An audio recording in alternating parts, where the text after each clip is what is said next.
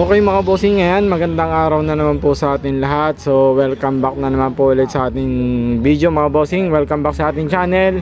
So for today's video natin mga bossing, ito alam ko marami makaka-relate sa ganitong issue at problema na ating pag-uusapan. So ito marami nagtatanong sa atin, lalo na dito sa mga naka-smash. Ayan. So ang issue at problema na ito mga bossing, nagpapalyado. At kapag tumataas yung minor, yung kanyang pinaka RPM, kapag ina-RPM daw ni bossing, ay nagpuputol-putol at namamalya. So ang kita nyo naman yung unit natin ay meron siyang sidecar.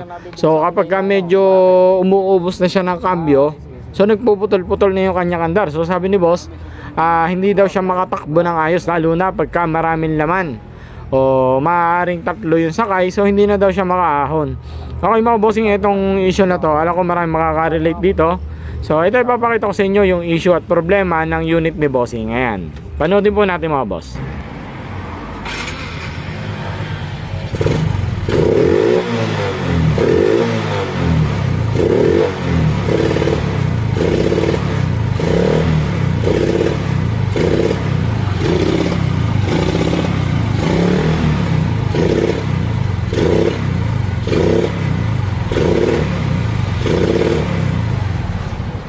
Okay, so ayun nga mga bossing, nakita na natin yung issue at problema ni bossing. So ganito rin ba yung issue ng inyong mga unit? Na kapag medyo nag-RPM na ay nagpuputol-putol, ayaw humatak ng ayos. Okay, so dumating dito si bossing at ang gusto niya mangyari ay linisin daw yung karburador. At hindi na raw niya alam kung ano kanyang gagawin dahil pinaltan na niya ng bagong spark plug. Pero nung mapalitan niya ng spark plug ay still the same, yung pa rin yung problema, hindi siya nawawala. Okay, sa mga bossing, pagka po ang inyong mga unit ay mga gaya nito, so malimit na nagkakaroon ng issue ang mga gantong unit, lalo na kapag mga naka mushroom type ng mga earth cleaner, o di kaya ay doon sa mga earth cleaner na matagal nang hindi nagpapalit ng air filter. So isang malaking bagay mga bossing na kapag po barado ang inyong air cleaner o di kaya po yung inyong mga mushroom type, ayan, so napaka prone po niyan sa gabok at saka sa tubig. So ito mga bossing, ito lang yung issue at problema ng unit ni boss. So napakasimple lang. So hindi na natin lilinisin yung carburetor dahil ang problema lang naman niya ay air cleaner. So ito mga bossing, tatanggalin ko yung kanya air cleaner at papakita ko sa inyo ang issue at problema niya.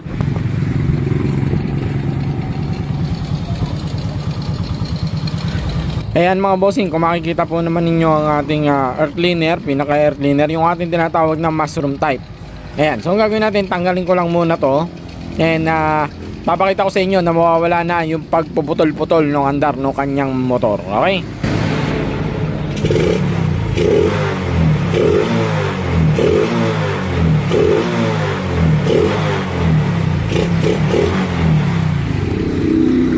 Okay, so ayun lang mga bossing, yun lang po yung issue at problema ng motor ni boss. So kung makikita nyo, baradong-barado na ang kanyang air cleaner na mushroom type.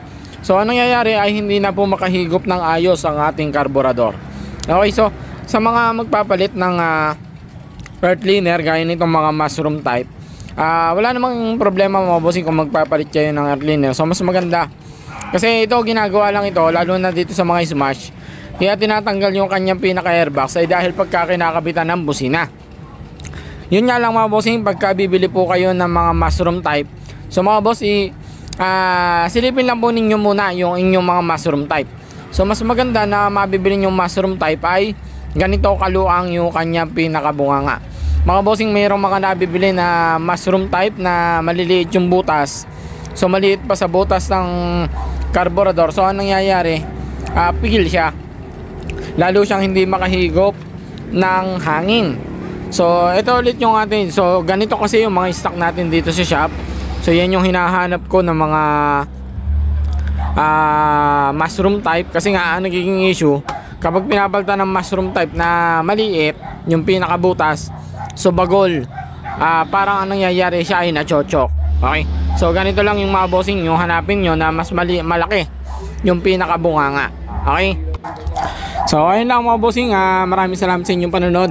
Nawa po ay meron naman po kayo napulot o meron kayong natutunan dito sa ating video.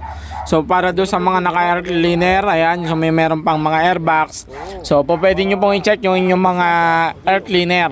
Baka mamaya ay barado na rin po ang inyong mga air cleaner kung bakit mahinang humatak, matakaw sa gas.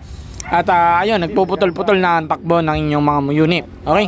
So yun lang mga bossing, maraming salamat. So till next video po natin. So maraming salamat sa inyong patuloy na panonood at patuloy na pagsuporta sa ating channel. So yun lang mga bossing, maraming salamat. God bless po sa ating lahat and ride safe po mga boss.